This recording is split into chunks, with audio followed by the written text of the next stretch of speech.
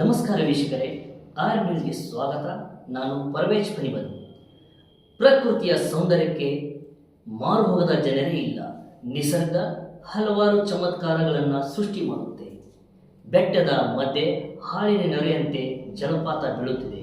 ಈ ಕುರಿತು ಒಂದು ವರದಿ ಇಲ್ಲಿದೆ ನೋಡಿ.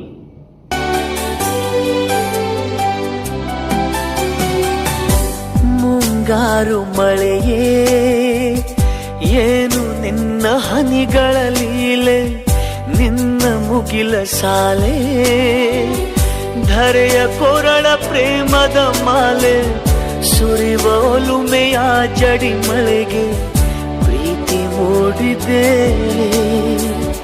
ಯಾವ ಚಿಪ್ಪಿನಲ್ಲಿ ಯಾವ ಹನಿಯು ಮುತ್ತಾಗುವುದೋ, ಒಲವು ಎಲ್ಲಿ ಕುಡಿಯೊಡೆಯುವುದೋ ತಿಳಿಯದಾಗಿದೆ.